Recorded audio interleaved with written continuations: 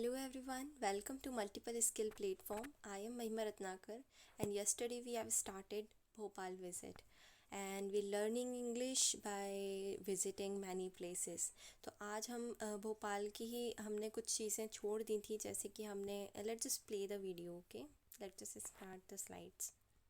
So this is beginning of knowing places along with learning English and about Bhopal हमने कल पढ़ा था and इसमें हमने देखा था ये पूरा पैराग्राफ जो कि हमारे भोपाल की हिस्ट्री बता रहा था। आई होप आप सभी को बहुत अच्छा लगा होगा और आप सबने इसको पढ़कर देखा होगा और इसके जो डिफ़िकल्ट वर्ड्स हैं इनको भी आपने पढ़कर देखा होगा, समझकर देखा होगा। कल हम इन सब वोकैबुलरी को डिस्कस नहीं कर पाए थे क्योंकि मेरी स्लाइड्स में इनकी वर्डिंग्स डिस्टर्ब हो गई थी। सो अभी हम इन सारी वोकैब को फिर से पढ़ने वाले हैं। तो हम इस पूरे पैराग्राफ को तो नहीं पढ़ेंगे, सिर्फ वोकैबुलरी को फिर से पढ़ेंगे। तो जो फर्स्ट पॉइंट आया था इसमें हमने पढ़ा था सीनिक ब्यूटी। वैसे तो मैंने इसका मतलब बता ही दिया था, पर इसको बहुत अच्छे से हम देखो इसमें देख सकते हैं क्योंकि ये मैंने सर्च करके पूरा अच्छे से लिखा हुआ है मीनिंग वगैरह, तो वो तो मैंने अपने से बताया था, पर ये आप अच्छे से देख सकते हो कि इसका प्रॉपर मीनिंग क्या होता है। तो इसका मीनिंग होता है beautiful view of natural scene. इसका एंटोनिम होता है gloomy, despicable. Means gloomy means उदास, हमने देखा होगा कहीं पर भी सुना होगा gloomy word. So scenic beauty का मतलब होता है बहुत ही शानदार, बहुत ही अच्छा नेचुरल व्यू। तो उसी तरीके से एंटोनिम इसका ग्लूमी हो जाएगा और डेस्पिकेबल हो जाएगा। डेस्पिकेबल, डेस्परेट हो जाता है ना इंसान, परेशान हो जाता है, डेस्परेट हो जाता है, तो उसको डेस्पिकेबल करके अगर हम पढ़ेंगे तो सीनिक ब्यूटी का अपोजिट हो जाएगा। और ये ग्लूमी का सिनोनिम भी हो सकता है। और सीनिक ब्यूटी का सिनोनिम अगर हम देखें तो इसको हम कह सकते हैं पैनोरामिक, स्पेक्टेक्युलर। आपने पैनोरामिक और स्पेक्टेकुलर दोनों ही वर्ड्स कहीं ना कहीं पढ़े होंगे, पर इसका मीनिंग ये होता है सीनिक ब्यूटी का ही सिनोनिम होता है। पैनोरामिक कहीं पर भी लिखा हो तो आप समझ जाइएगा ये सीनिक ब्यूटी की बात कर रहे हैं। हिस्ट्रिसिटी, हिस्ट्रिसिटी का मीनिंग बेसिकली होता है हिस्टोरिकल ऑथेंटिसिटी और लीजेंड और not a myth, which is not a myth. Okay, myth means गलत चीज़, जो हमें फिक्शनल चीज़ें बताई जा रही हैं या बनावटी चीज़ें हैं उसको हम मिथ कहते हैं। इसका एंटोनिम क्या हो जाएगा? फिक्शनल और मिथिकल। मिथिकल जो हमने बताया यहाँ पे हमने लिखा है नॉट अ मिथ मीनिंग में, तो इसका अपोजिट क्या हो जाएगा? ऑब्वियस सी बात है, मिथिकल हो जाएगा। ठीक है, सिनोनिम अगर हम देखें तो इसके मीनिंग में आप देख लीजिए यहाँ पे ऑथेंटिसिटी की बात कर रहे हैं, यानी कि सही प्रूफ होना चाहिए, तो इसीलिए इसका सिनोनिम भी क्या होगा? ऑथेंटिसिटी होगा। ऑब्वियस सी बात है, एक्यूरेट होगा, ट्रुथफुलनेस होगा। तो आई होप आपको सीनिक ब्यूटी और हिस्ट्रिसिटी के अभी सिनोनिम, एंटोनिम और मीनिंग दोनों ही याद हो गए होंगे। फॉर्च्यून भी एक बीच रास्ते में हमें फॉर्च्यून वर्ड भी मिला था, तो इसका मीनिंग होता है चांस। सो फॉर्च्यून का मतलब होता है चांस, बाय चांस, यानी कि फॉर्च्यून।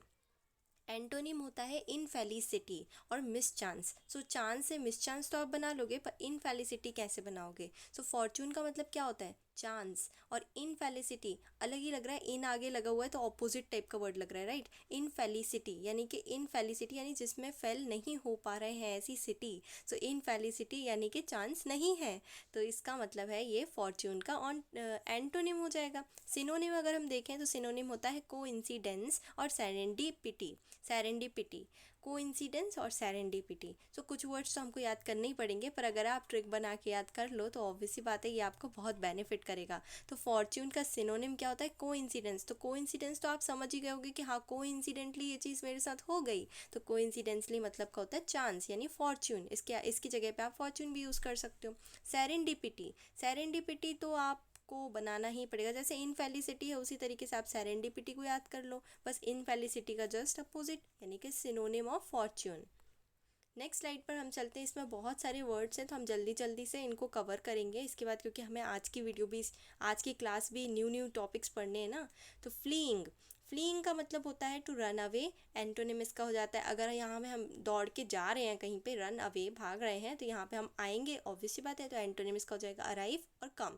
सिनोनिम क्या हो जाएगा? रन ऑफ और टेक फ्लाइट, यानी कि जाना ही है ना तो बस टेक फ्लाइट लो और जाओ। कियोटिक, कियोटिक का मीनिंग होता है with no one in charge with the situation. कल कल जो हमने पैराग्राफ पढ़ा था उसमें भी मैंने बताया था कियोटिक पीरियड चल रहा था क्योंकि औरंगजेब की डेथ हो गई थी उस टाइम पे, तो इसीलिए कियोटिक पीरियड था क्योंकि वहाँ पे कोई चार्ज लेने वाला कोई था ही नहीं व्यक्ति, है ना। एंटोनिम क्या हो जाएगा इसका? एंटोनिम हो जाएगा ऑर्डरली और सिस्टमेटिक। अगर कोई डिसिप्लिन नहीं है वहाँ पे तो इसका ऑब्वियस सी बात है अपोजिट में क्या आ जाएगा? जो प्रॉपर ऑर्डर में चल रहा हो, जो प्रॉपर सिस्टमेटिक हो। सिनोनिम क्या हो जाएगा? Disorderly, disorganise. ये बहुत ईजी था, केओटिक बस आपको केओटिक याद रखना है कि केओटिक क्या होता है। Now next word is ad. Ad का मतलब होता है हेल्प। फर्स्ट एड तो आपको पता ही होगा बहुत अच्छे से, फर्स्ट एड क्या होता है। फर्स्ट एड बॉक्स होता है ना, चोट लग जाती है जल्दी से हम कोई भी दवाई लगा देते हैं, तो एड, एड का मतलब क्या होता है, हेल्प करना। तो एड का मतलब होता है हेल्प करना। एंटोनिम इसका क्या हो जाएगा, हिंड्रेंस और हिंडर। हिंड्रेंस, अच्छा हिंडर का क्या मतलब होता है, उसको कोई छुप रहा हो इस तरीके से ना। तो हेल्प करना यानी कि कोई सामने आ रहा है, तो उसका अपोजिट जस्ट क्या हो जाएगा, हिंड्रेंस हो जाएगा, हिंडर हो जाएगा। सिनोनिम क्या हो जाएगा, हेल्प करना यानी कि असिस्टेंस करना, सपोर्ट करना, तो इसका सिनोनिम हो जाएगा assistance and support. I hope आपको फ्लेइंग, केओटिक और एड का समझ में बहुत अच्छे से आ गया होगा। चलिए नेक्स्ट वर्ड्स पे चलते हैं। नेक्स्ट वर्ड है कंसोर्ट, चार्मिंग और रिक्लाइन। तो कंसोर्ट का मतलब मैंने बताया था आपको, पार्टनर होता है। इसका मीनिंग होता है कंपेनियन, तो पार्टनर को हम कंपेनियन भी कह सकते हैं। एंटोनिम होता है एनिमी और फो। सो एनिमी और फो जो है वो दुश्मन के लिए यूज़ किया जाता है। अगर कंसोर्ट को हम पार्टनर करें तो ऑब्वियसली बात है एंटोनिम इसका एनिमी होगा या फो होगा। सिनोनिम क्या होगा, पार्टनर होगा और हेल्पमेट होगा। कुछ भी बोल सकते हो आप, पार्टनर को जो भी बोलते हो वो सब आपके कंसोर्ट हो जाएगा, कंसोर्ट का सिनोनिम हो जाएगा। चार्मिंग, चार्मिंग का मीनिंग क्या होता है, अट्रैक्टिव। एंटोनिम क्या आ जाएगा, रिपल्सिव। मैग्नेट्स तो आपने पढ़ी होगी ना, मैग्नेट के लिए आप क्या बोलते हो, opposite magnets, opposite poles are attractive and same poles are repulsive. So यही हम चार्मिंग में पढ़ने वाले हैं। चार्मिंग का मीनिंग होता है अट्रैक्टिव और इसका एंटोनिम क्या हो जाएगा, रिपल्सिव। सो सिनोनिम इसके देखते हैं। सिनोनिम क्या होता है, डिलाइटफुल और फेथफुल। अच्छे के लिए, ये दोनों वर्ड्स अच्छे के लिए यूज़ होते हैं ना, राइट, डिलाइटफुल, फेथफुल, तो आप चार्मिंग का इसको सिनोनिम मान सकते हो। रिक्लाइन क्या होता है, रिक्लाइन का मतलब होता है सिट यानी कि बैठ जाना। एंटोनिम क्या होता है, स्टैंड। ऑब्वियसली बात है, अगर बैठना इसका मीनिंग होता है तो एंटोनिम इसका खड़े हो जाना मीनिंग हो जाएगा। अराइज यानी उठ जाना, वही मीनिंग हो जाएगा। सिनोनिम क्या होता है, synonym lie down, lean back, वही सब चीज़ें हैं जिसका मतलब होता है टू सेट। तो रिक्लाइन भी कंप्लीट हो गया हमारा। चलिए हम नेक्स्ट हमारे वर्ड्स पे जल्दी जल्दी से चलते हैं। नेक्स्ट है बार्ज। बार्ज का मतलब होता है long narrow boat with a flat bottom. मैंने बोट तो आपको बताया था, बोट होता है बार्ज का मतलब, तो ये बहुत अच्छे से बता दिया है इसमें। Long narrow boat with a flat bottom. इसका एंटोनिम क्या हो जाएगा, स्टे इन प्लेस। अगर कोई बोट है तो वो तो चलेगी ना, तो इसका एंटोनिम क्या कर देंगे हम, स्टे इन प्लेस, जो कि प्लेस पे रुकी हुई चीज़ है।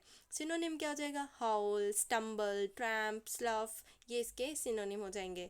मून लिट क्या होता है, मून लिट का मीनिंग होता है लिट बाय द मून, रोशनी जिस किससे आ रही है, मून से आ रही है। एंटोनिम क्या हो जाएगा, एंटोनिम मून से रोशनी आ रही है ना, तो यहाँ पे थोड़े अंधेरे की बात कर लेते हैं। एंटोनिम हो जाएगा नाइट और इसका एक और एंटोनिम हो जाएगा डस्क। आपने सुना होगा डॉन एंड डस्क। ख्वाबों की डेट बॉक्स में मैंने एक पोयम भी लिखी है, डॉन एंड डस्क से काफ़ी कुछ सीखने मिलता है हमें, जिसने सुनी होगी आप सब समझ गए होंगे। तो डॉन एंड डॉन का मतलब होता है सूरज के निकलने से पहले जो हल्की सी रोशनी होती है ना, उस टाइम को हम डॉन कहते हैं। और सूरज के ढलने के बाद जो हल्की सी रोशनी होती है ना, उसको हम कहते हैं डस्क। तो नाइट और dusk is the antonym of moonlit. Synonym क्या होते हैं, सिनोनिम का मतलब ऑब्वियसली पता है सेम, मूनलिट का थोड़ा सेम सेम। तो इल्यूमिनेशन यानी कि रोशनी हल्की सी जो आती है उसको इल्यूमिनेशन कहते हैं, वो हो सकता है। ग्लीम कह सकते हैं, ग्लेयर कह सकते हैं, स्पार्कल कह सकते हैं। ड्रिफ्ट, ड्रिफ्ट क्या होता है, ड्रिफ्ट का मीनिंग होता है स्लो मूवमेंट टूवर्ड समथिंग, किसी की तरफ स्लो मूवमेंट। एंटोनिम क्या हो जाएगा, गैस कर लीजिए, स्टे या सेटल। सिनोनिम क्या हो जाएगा, फ्लो, सेल, स्वीप, ग्लाइड। तो ये सब जो मीनिंग आ जाएंगे ना आपके, तो आप अच्छे से समझ जाओगे कि इसका मतलब क्या होता है। अभी कोई बोल देगा फ्लो, तो आप उसका समझ जाओगे कि हाँ इसका मीनिंग ड्रिफ्ट हो सकता है या इसका सिनोनिम ड्रिफ्ट हो सकता है। अगर मैं बोल दूँ ग्लाइड या बोल दूँ स्वीप, तो आप समझ जाओगे ड्रिफ्ट होता है। अगर मैं बोल दूँ स्टम्बल या बोल दूँ ट्रैम्प या बोल दूँ स्लफ, तो आप बार्ज समझ जाओगे कि हाँ ये बोट का सिनोनिम है, यानी कि ये भी बोट जैसा ही कुछ हो सकता है। ट्रैम्प, स्लफ, ये सब बोट जैसा कुछ हो सकता है। अगर मैं बोल दूँ ग्लियर या स्पार्कल, तो आप स्पार्कल को मूनलिट के रूप में भी देख सकते हो, राइट। चलिए चलते हैं हमारे नेक्स्ट वर्ड्स की तरफ। नेक्स्ट वर्ड है स्टिल डोमिनेट। तो अब तो इसका मतलब आपको बहुत अच्छे से पता चल गया होगा कि हाँ ये कुछ ऐसी चीज़ है जो हमें डोमिनेट कर रही है, यानी ओवर पावर कर रही है, कंट्रोल करने की कोशिश कर रही है। तो इसका मीनिंग है कंट्रोल। एंटोनिम क्या हो जाएगा, अगर कोई चीज़ हमें कंट्रोल कर रही है तो इसका जस्ट हमें अपोजिट करना है, हमें आज़ादी चाहिए यानी कि लिबरेट, लिबर्टी चाहिए। हमारे कॉन्स्टिट्यूशन में हमें मिला हुआ है ना ये राइट, कि हमें लिबर्टी मिली हुई है। फ्री, इतनी भी ज़्यादा लिबर्टी नहीं मिली है लेकिन कि हम कोई भी चीज़ का फ़ायदा उठा सकें, राइट। सो इसका एंटोनिम है लिबरेट और फ्री। एंड इसका सिनोनिम क्या है? Conquer, overpower, subjugate. अच्छा, यहाँ पे कॉन्कर तो आप समझ गए होगे, हाँ ठीक है। ओवर पावर का मतलब भी हाँ ओवर पावर करना है। सबज्यूगेट का मतलब क्या है? सबज्यूगेट आपको ऐसा फील नहीं आ रहा जैसे किसी के अंडर में कोई चीज़ चल रही हो, तो सबज्यूगेट का मतलब वही होता है। तो नेक्स्ट वर्ड है इंडीड। इंडीड का मतलब होता है जनरली। इंडीड ऐसा हो गया, जनरली ऐसा हो गया। एंटोनिम क्या होगा? इंडीड का मतलब जनरली ऐसा हो ही रहा है ना, तो ये एंटोनिम में क्या हो जाएगा कि हमें थोड़ा डाउट हो जाएगा। इसका मतलब अपोजिट क्या हो जाएगा? Doubtfully, dubiously, indefinite. ठीक है। सिनोनिम क्या हो जाएगा? To be sure, in fact. Next word पे चलते हैं। हमारा नेक्स्ट वर्ड है न्यूक्लियस। न्यूक्लियस का मतलब होता है most important part of something. Antonym क्या हो जाएगा? डिसअरेंज, यानी कि कोई चीज़ फोकस्ड है। न्यूक्लियस जैसे हम कह रहे हैं इंपॉर्टेंट पार्ट है, तो इसका जस्ट अपोजिट हो जाएगा डिसअरेंज, जो इधर उधर फैला हुआ है, जो इतना इंपॉर्टेंट नहीं है। और जो आसपास चीज़ें होती हैं उसको हम कहते हैं पेरीफेरी। ये मैंने कंप्यूटर की क्लास में भी बताया था कि हम पेरीफेरल सिस्टम्स को पढ़ेंगे। पेरीफेरल डिवाइसेस होते हैं, है ना। तो वो पटवारी में भी पूछा था कि what is the peripheral device, right. Antonym disarrange, periphery, ये न्यूक्लियस का अपोजिट हो जाएगा, एंटोनिम हो जाएगा। सिनोनिम क्या होगा? सिनोनिम होगा सेंटर या फाउंडेशन। ये दोनों ही बहुत इंपॉर्टेंट चीज़ है, इसीलिए हमने इसको न्यूक्लियस का सिनोनिम बताया है। नेक्स्ट वर्ड की तरफ चलते हैं। नेक्स्ट वर्ड है आपका, आ जाओ जल्दी से, शोर्स। सो नेक्स्ट वर्ड है शोर्स। शोर्स यानी कि पानी के किनारे जो लैंड बना होता है उसको कहते हैं शोर्स, यानी कि the land at the edge of a sea or lake. इसका एंटोनिम क्या हो जाएगा? एंटोनिम जो पानी पानी में बना हो, आइलैंड। सिनोनिम क्या हो जाएगा? Sea coast, strand, right. Sentinels. Sentinels क्या होता है? इसका मीनिंग होता है सोल्जर और गार्ड। तो सेंटिनल्स का मीनिंग होता है कोई सिपाही। एंटोनिम क्या हो जाएगा इसका? एग्रेस, अटैक, यानी कि अगर इसका मीनिंग सिपाही है जो कि हमारी रक्षा करता है ना, तो एंटोनिम इसका क्या हो जाएगा? अटैक हो जाएगा, अग्रेस हो जाएगा। सिनोनिम क्या हो जाएगा? गार्ड हो जाएगा, लुकआउट हो जाएगा, कीपर हो जाएगा, पिकेट हो जाएगा, है ना। टेस्टिफाई। टेस्टिफाई का मतलब क्या होता है? To make a formal statement that something is true, यानी कि हमें कोई ऐसा स्टेटमेंट मिल जाए जो इसे बता रहा हो कि हाँ ये ट्रू है, तो इसे हम टेस्टिफाई कहते हैं। एंटोनिम क्या हो जाएगा? कंसील या डिनाई। तो एंटोनिम इसका हो जाएगा डिनाई, यानी मना करना या ऐसा कुछ नहीं है प्रूफ, है ना, तो वो कंसील और डिनाई हो जाएगा। सिनोनिम क्या हो जाएगा? Give evidence, bear witness. तो ये सब टेस्टिफाई के सिनोनिम हो जाएंगे। देखिए समझ में आ जाएगा। बस आपको ये याद रखना है चीज़ें कि शोर्स का क्या मतलब होता है। सी कोस्ट को शोर्स कह सकते हो, स्टैंड को शोर्स कह सकते हो, है ना। लुकआउट को सेंटिनल्स कह सकते हो या गार्ड को सेंटिनल्स कह सकते हो। आप बियर विटनेस को टेस्टिफाई भी कह सकते हो।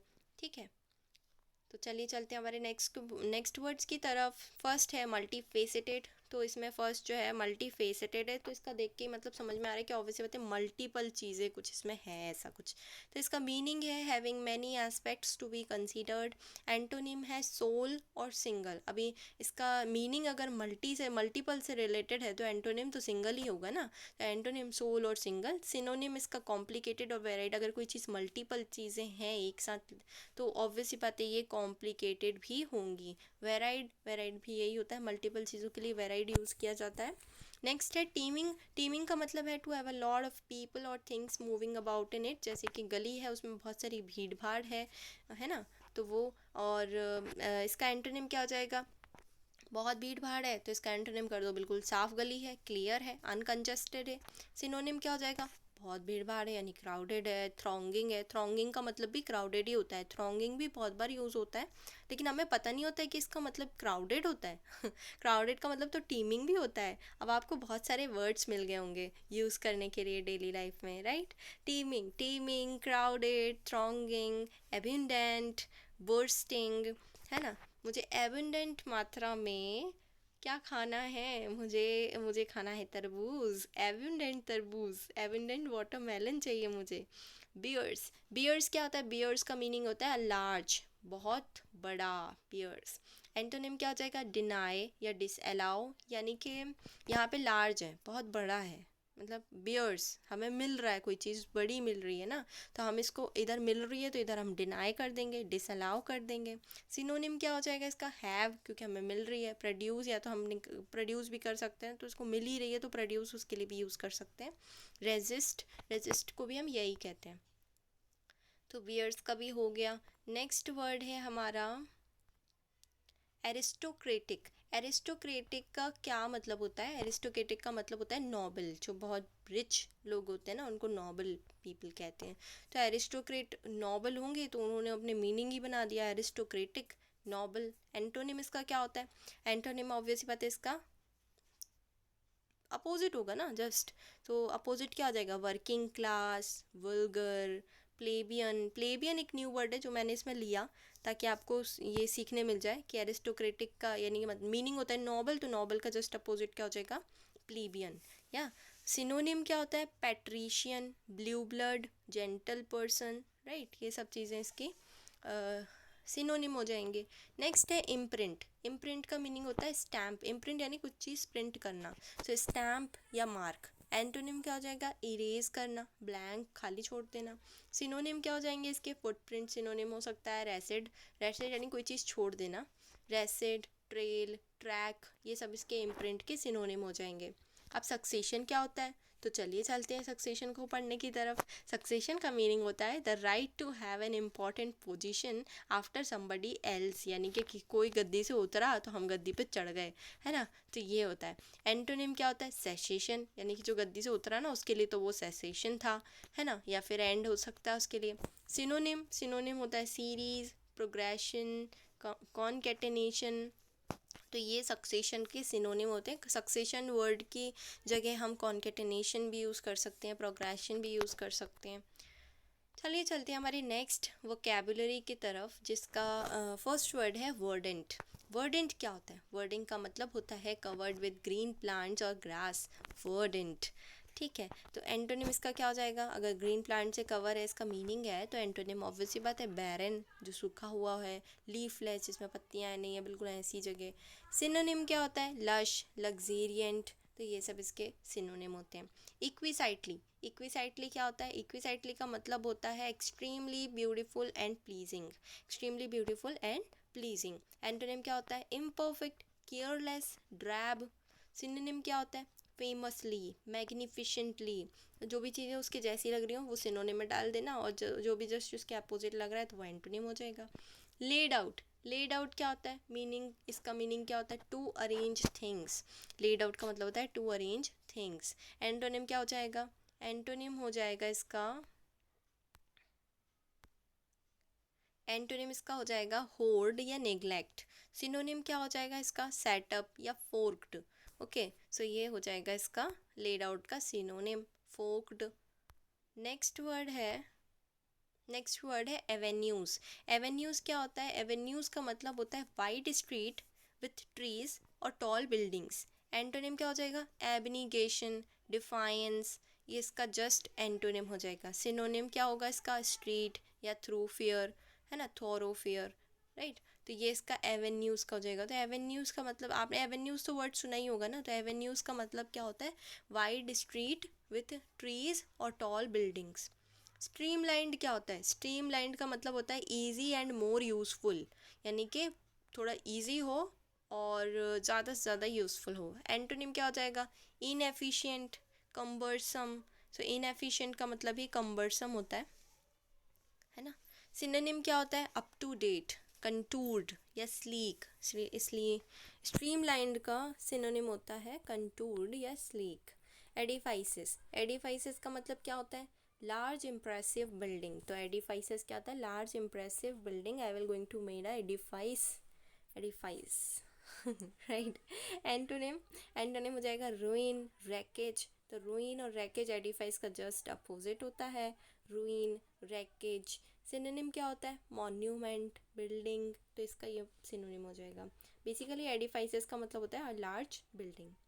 Suddenly your friend met you in Bhopal. तो ये कन्वर्सेशन हमने कल की थी, कल की क्लास में। अब हम आज की क्लास स्टार्ट करने वाले हैं। कल मैंने आपको प्रॉमिस किया था कि कल जो वोकैबुलरी छूट गई थी वो हम आज कवर करने वाले हैं, तो वो हमने कर लिया है। बेसिक्स ऑफ ग्रामर ये कल का था, ये सब हम अभी फिर से नहीं करने वाले हैं। आज हम आज की ही क्लास स्टार्ट करेंगे। बहुत टाइम ऑलरेडी वोकैबुलरी में चला गया है, पर आपको रिवीजन करना है, ये सब छोड़ना नहीं है। अगर आपने वोकैबुलरी फिर से पढ़ ली तो बहुत ही अच्छी बात है। अगर आपको स्किप करना था तो आप वीडियो को स्किप करके आगे जा सकते हैं। कल का जो क्वेश्चन था उसका मुझे कमेंट में आंसर नहीं आया, अभी ज़्यादा रीच नहीं है लोगों की मेरे चैनल पे, इसीलिए। बाकी जो भी आप वीडियोस अभी देख रहे होगे या आप आगे चल के देख रहे होगे मतलब बहुत टाइम बाद देखोगे तो भी आपको इन सब चीज़ों के कमेंट ज़रूर करने हैं। तो क्वेश्चन था what is not an article. So in is not an article, the an a is article, are articles and इसका जो आंसर हो जाएगा वो हो जाएगा 3 नंबर। इन एक प्रेपोजिशन है। ये सब चीज़ें मैं आपको सिखाऊंगी। तो चलिए चलते हम अपनी आज की क्लास की तरफ।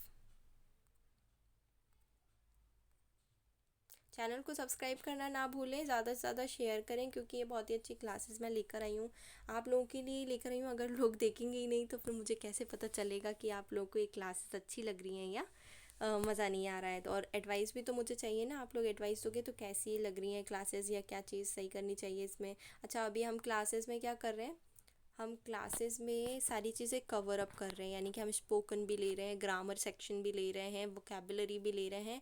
तो आप मुझे ये ज़रूर बताइएगा कमेंट बॉक्स में कि क्या ये सब चीज़ें हौच पौच हो रही हैं, आपको सेपरेट वीडियोस चाहिए। ठीक है, तो मैं ये चाह रही हूँ कि आपको एक ही कोर्स में सब चीज़ें डेली डेली मिलें। भले ही आपको लर्निंग स्लो हो पाएगी लेकिन आप हर चीज़ को बहुत ही अच्छे से सीख जाओगे। जब जब तक ये कोर्स चलता रहेगा आप ज़रूर इसको देखेंगे ना, तो आपके लिए बहुत अच्छा रहेगा। भले ही आप धीरे धीरे सीख पाओगे पर जो धीरे धीरे सीखने का मज़ा होता है और जो चीज़ें जल्दी से याद रहती है ना माइंड में, वो आपको ज़्यादा बेनिफिट करती है। तो इसका लर्निंग ग्राफ, ये लर्निंग ग्राफ मैंने डाला था, तो आपकी जो परफॉर्मेंस है वो इस ग्राफ पे शो हो जाएगी। अगर आपने अभी तक की 2 क्लास ही ली होंगी ना तो आपको स्पीकिंग में भी थोड़ा कॉन्फिडेंस आ रहा होगा। ग्रामर तो खैर अभी हमने ज़्यादा स्टार्ट किया नहीं है, वोकेबलरी भी हमने आज ही की है। तो आप देखोगे कि आपके अंदर इस तरीके से इम्प्रूवमेंट आएगा। धीरे धीरे आप सीखते जाओगे तो ये जो लर्निंग कर्व ग्राफ है ना, ये देखिए ये आगे ऊपर बढ़ा है सबसे पहले, तो फिर वो ऐसा कांस्टेंट, यानी कि आप जब सीख जाओगे ना तो ये सब चीज़ें आपको बिल्कुल कॉमन लगेंगी। So outline of the class है, framework of the class, Bhopal trip part 2 along with vocabulary, conversation with your cousin, grammar section part 2, homework of the day and question of the day. तो चलिए चलते हैं हमारी Bhopal trip में। आज हम कहाँ जाने वाले हैं, आज हम घूमने वाले हैं भोपाल में ताज उल मस्जिद। Wow, Tajul Masjid, yes, the largest mosque in India. तो ताजुल मस्जिद में हम चलने वाले हैं। ये देखिए भोपाल की ताजुल मस्जिद है, ये बहुत ही बढ़िया प्लेस है। यहाँ पे है ना, आपको ज़रूर आना चाहिए। यहाँ पे इज्तिमा लगता है।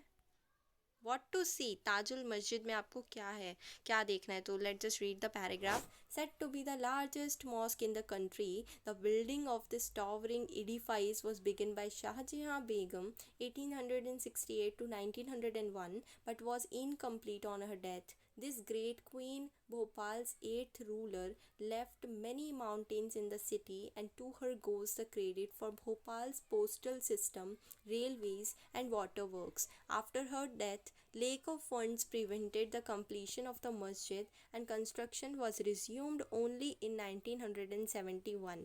The most striking features of the mosque are the impressive main hall with its inter-arched roof, broad facade, spacious courtyard, and smooth marble floors. तो इसमें आपको क्या क्या चीज़ें समझ में नहीं आई होंगी, वो है edifice, prevented, resumed, interarched, facade, spacious, courtyard. तो एडिफाइस का मतलब होता है अ लार्ज बिल्डिंग, जो कि हमने इसके जस्ट पहले वाली वोकेबलरी में पढ़ा है। ऐसे ही जब आप बहुत सारी वोकेबलरी कर लोगे ना तो आपको सारे पुराने वर्ड्स मिलने लग जाएंगे, फिर आपको कोई भी न्यू वर्ड ऐसा नहीं होगा जो आपको नहीं बनता हो।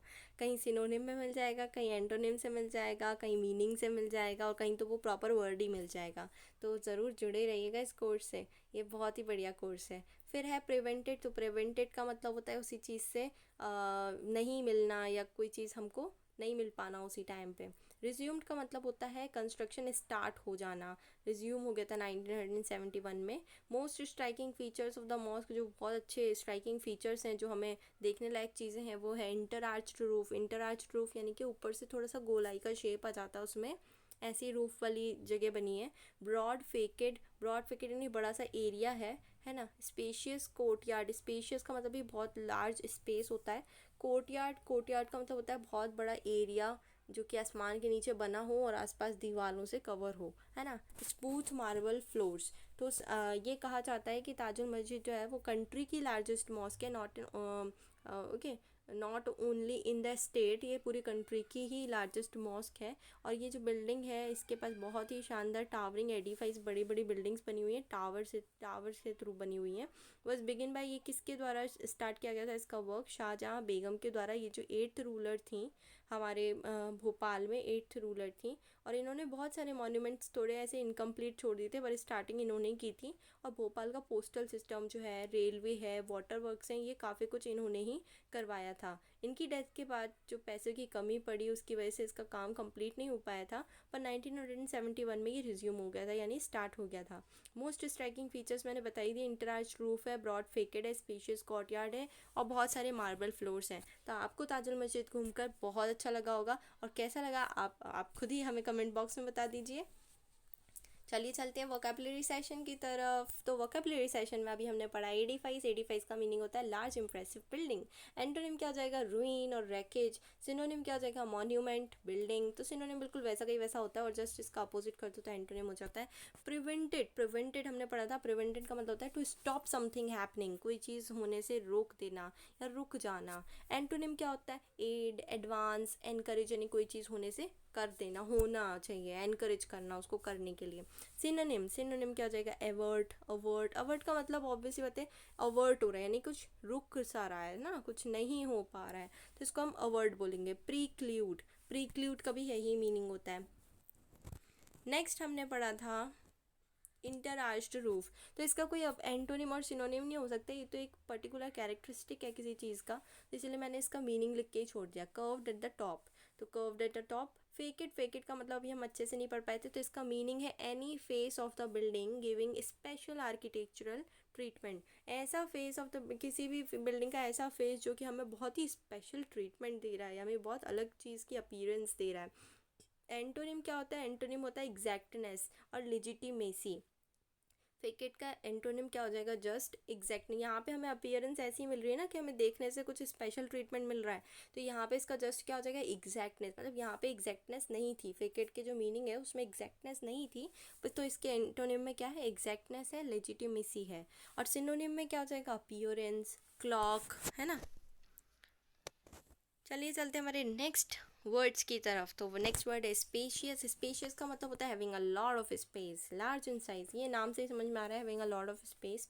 एंटोनिम, एंटोनिम इसका हो जाएगा क्रैम्प्ड, पोकी, छोटा सा प्लेस, है ना। सिनोनिम क्या हो जाएगा? एम्पल स्पेस, केपेशियस, यानी जिसमें बहुत सारी कैपेसिटी हो।